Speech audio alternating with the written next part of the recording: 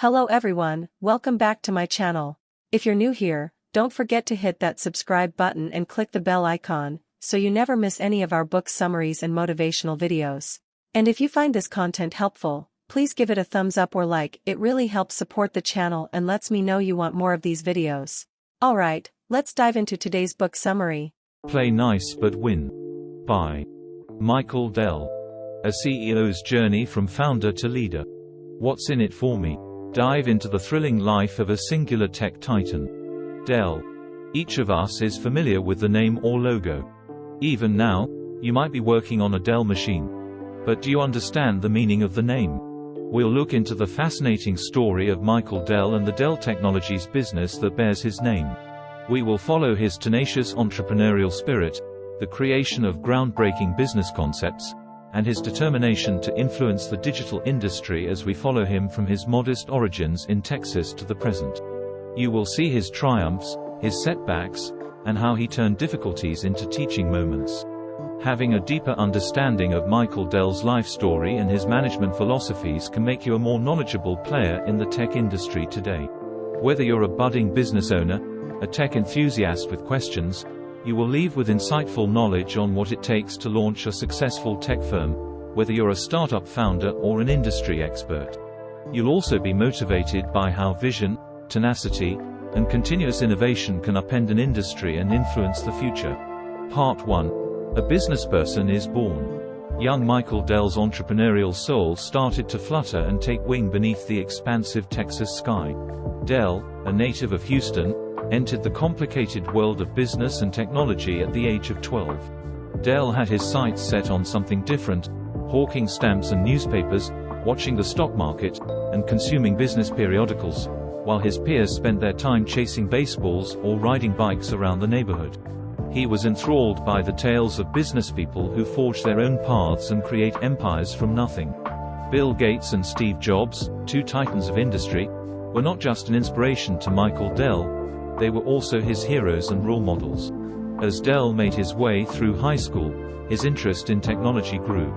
He was mesmerized by the unbridled power and limitless possibilities of computers. He spent many hours dissecting them, learning how they functioned, and then putting them back together. Whereas other students regarded computers as merely another component of the educational machine, Dell saw something altogether different. He imagined a world in which computers would permeate daily life and become as necessary as a cup of coffee.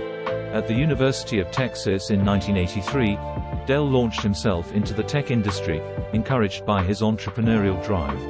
At the age of 19, he started investigating unsold computer inventory, buying parts on sale, and reselling them for a healthy profit.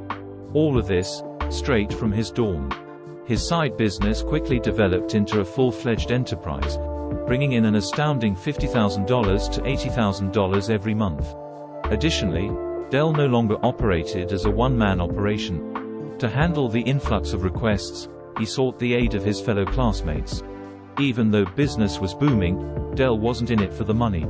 His motivation was a burning drive to create, to turn nothing into something, not flashy cars and status symbols.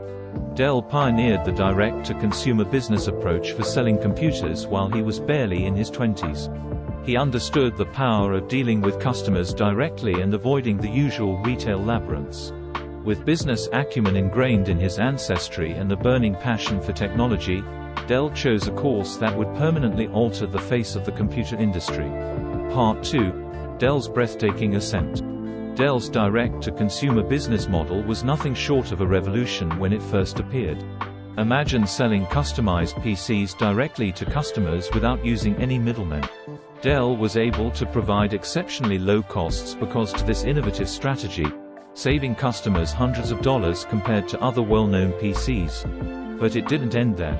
Dell had figured out how to create a made-to-order procedure that moved goods through the system quickly, every 6 days, while rivals were still taking their time, 6 weeks. That is effectiveness. Hypergrowth, however, has a cost. Capital was the fuel that expansion required. Dell made the decision to compete with the big dogs in 1988 and launched an initial public offering, IPO, that brought in over $30 million. Although the business was still a young 4-year-old in the computer industry, This move gave the company much-needed funding for research, expanding facilities, and a vigorous hiring drive to keep up with the demand. In 1992, the dorm room startup had matured considerably. With annual revenues that exceeded $500 million, Dell earned a spot on the Fortune 500. In comparison to PC Goliaths like Compaq and IBM, it was still small fry, but Dell was the rising star, promising fierce competition. As the 1990s progressed, Dell began to take the lead in the PC industry rather than merely participate in it.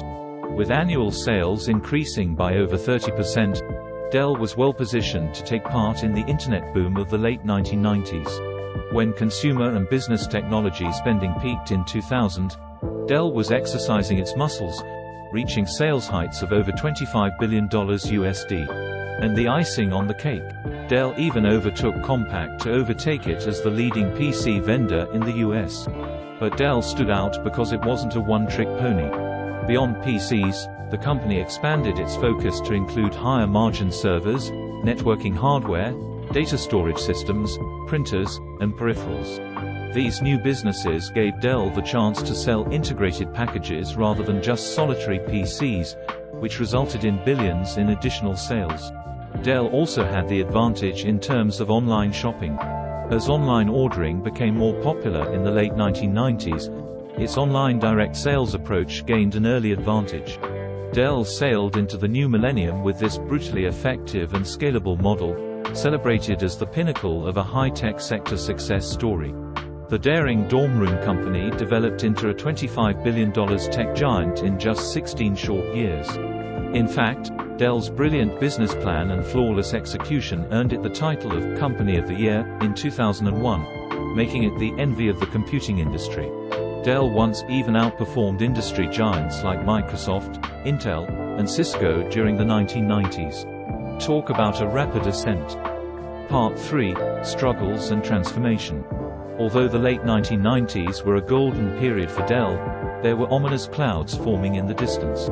The tech environment began to change as the millennium began. The majority of sales were still being generated by Dell's core PC business, but prices were plummeting. Dell faced an uphill struggle in a market where HP and Lenovo were biting at their heels, having caught up to Dell's unique supply chain and direct distribution model. To equal their prior earnings, Dell had to sell PCs at an incredible pace. What was previously distinctive is now widely available. And Dell's problems weren't over yet. The focus of the conflict shifted from hardware alone to a wider range of services, programs, and integrated IT solutions. Enterprise buyers were looking for the entire package, not simply inexpensive boxes. After years of focusing solely on device sales and supply chain optimization, Dell was taken by surprise. When Dell missed the boat on the smartphone and tablet trends, it was another gut punch. Dell's attempts to release attractive consumer designs and mobile operating systems failed when Apple's iPhone reshaped mobile computing in 2007. They just couldn't compete with Apple's and Samsung's svelte new devices with their clumsy smartphones, such the Dell streak and venue. Dell began to lose its hold on consumers as a result of missing out on the mobile revolution. On the domestic front, years of breathtaking expansion had been replaced by complacency and inertia. The battleground was shifting towards services and integrated solutions, making it difficult for Dell to invest in new skills. The company's attempts to think beyond the box failed, while its rivals advanced steadily. As the decade 2010 arrived, Dell appeared to be in a rut. Michael Dell took a daring step in 2013 to boost innovation and strategy, battling tenaciously to take the business private. Dell was now free to make the adjustments and long-term investments it would need to prosper because it was no longer constrained by Wall Street's quarterly requirements. Through clever acquisitions like Quest Software, Dell strengthened its software portfolio while embracing privacy. They created a portfolio of all-inclusive solutions that included PCs, servers, storage, networking, and services. This shift in emphasis toward solutions changed the game because the enterprise IT market increasingly revolved around integrated packages rather than isolated products. Dell returned to the PC industry as well, bringing new designs and regaining market dominance. Part 4: Dell's Guiding Ideals and Future Outlook. Following the wild ride of the 2000s, Dell came out stronger, making audacious acquisitions and shifting its focus toward integrated IT solutions. However, in order to fully understand Dell's reinvention, we must delve deeply into the underlying forces that drove this shift, the distinctive ideals of the inventor himself. So let's meet Michael Dell, a maverick who promotes decentralization, the power of data, and an unquenchable need for failure-based learning. In the fast-paced world of technology, he is all about agility and swift turns. While some people might insist on top-down direction, Dell goes the other way. He empowers the frontline employees who are closest to the action and the clients. According to him, great people want to be trusted, not controlled. A transparent policy is necessary for this trust-centered approach. Financial information and data are disseminated widely inside Dell's organization rather than being kept in a top-floor office. Everyone has access to the company's goals and roadmap. Employees can make operational changes as they go thanks to this transparency. Dell is right on target when he says, "What gets measured gets done." He thinks that metrics are what keeps everything and everyone moving forward. However, data is not the end-all and be-all. Dell admits that a lot of businesses might become bogged down in paralysis by analysis, drowning in data yet unable to change course. True leaders, in his estimation, make brave decisions even when only given a partial picture. There is a danger of making a mistake, but for Dell, these are more about important learning curves than failures. Being able to fall, get up, and sprint again is essential in the tech industry's fast lane. Innovation thrives in an environment of empowerment and risk-taking. Michael Dell is the first to acknowledge that groundbreaking concepts can't just appear. He therefore invests in R&D and conducts trials to sow the seeds of tomorrow's innovation now, fully cognizant that only a small number may grow into market disruptors. Technology is a patient and persistent game. Dell's keen attention to the needs of the customer is at the center of everything. This isn't just business speak, either. He personally spends more than 100 days a year meeting customers all around the world and gathering their thoughts to inform next advancements. What distinguishes Dell in a crowded market is this close relationship with clients. Looking into the future, Dell is ecstatic about what technology can do. He imagines a brand new chapter that will be rewritten by 5G, AI, machine learning, and smart devices. Although there is a chance that inequality could worsen, he is adamant that inclusive innovation and thoughtful leadership can use technology for the benefit of all. Future prospects for Dell Technologies are promising.